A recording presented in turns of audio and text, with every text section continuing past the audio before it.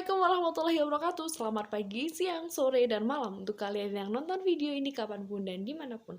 Oke, kali ini kelompok 2 akan ngasih tahu kalian apa sih perlindungan hukum itu.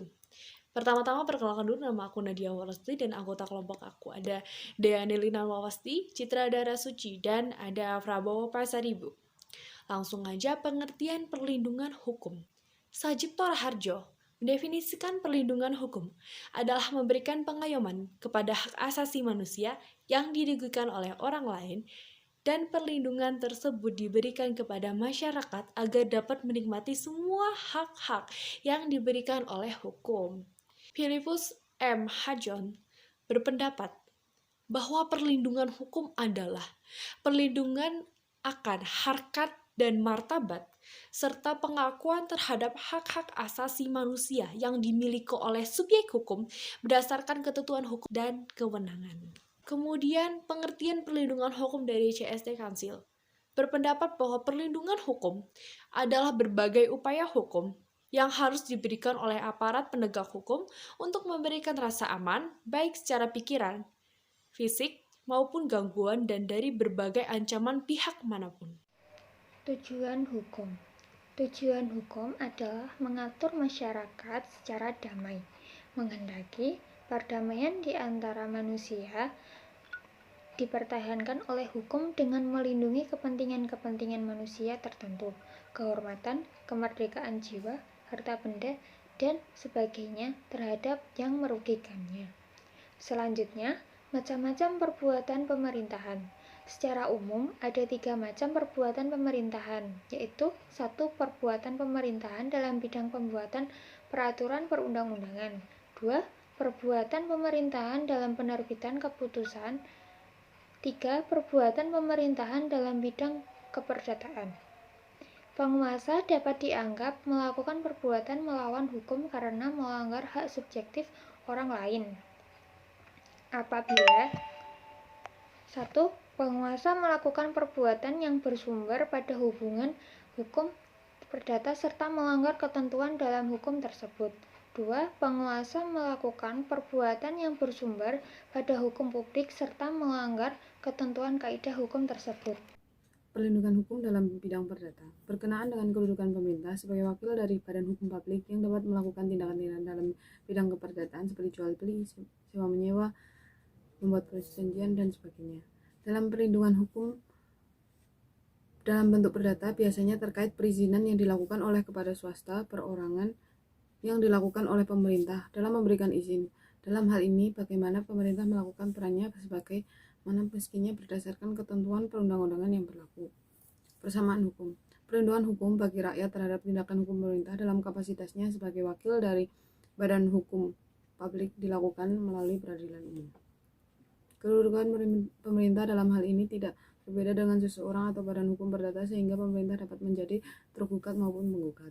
Konteks ini sesuai dengan pasal 27 Undang-Undang 1945 yang menyatakan kesamaan kedudukan di muka hukum atau equality before the law, merujuk pada pasal 1365 Kitab Undang-Undang Hukum Perdata yang berbunyi tiap perbuatan melanggar hukum yang membawa kerugian kepada orang lain mewajibkan orang yang karena salahnya menerbitkan kerugian itu mengganti kerugian tersebut.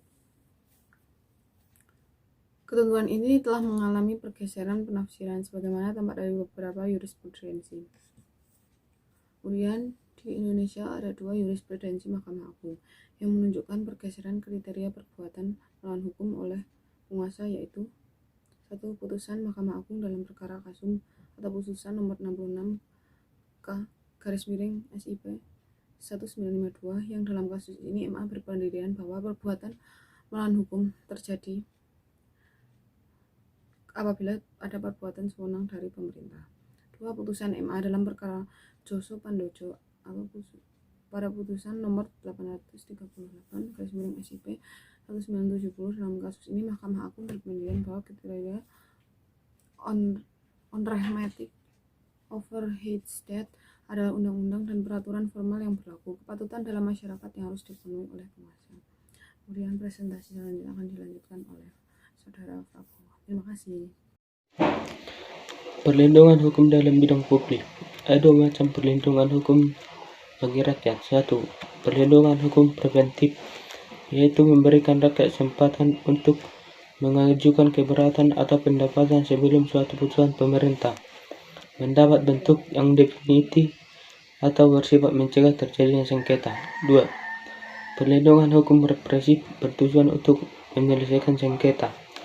Prinsip perlindungan hukum terhadap tindakan pemerintah ini bertumpu dan bersumber dari konsep tentang pengakuan dan perlindungan terhadap hak-hak asasi manusia dan pengakuan dari negara. Menurut secara bahasa, perlindungan hukum dan penegakan hukum merupakan conditio sine qua non untuk merealisasikan fungsi hukum itu sendiri. Fungsi hukum yang dimaksud direktif. Direktif sebagai pengaruh dalam membentuk masyarakat yang hendak dicapai sesuai dengan tujuan kehidupan bangsa. Integratif sebagai pembina kesatuan bangsa.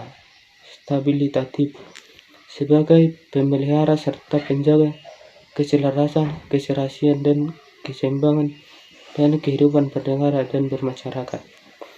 Efektif sebagai penyempurna terhadap tindakan-tindakan administrasi negara ataupun jika tindak warga negara dalam kehidupan bernegara dan bermasyarakat. Korektif baik terhadap warga negara maupun administrasi negara dalam mendapatkan keadilan.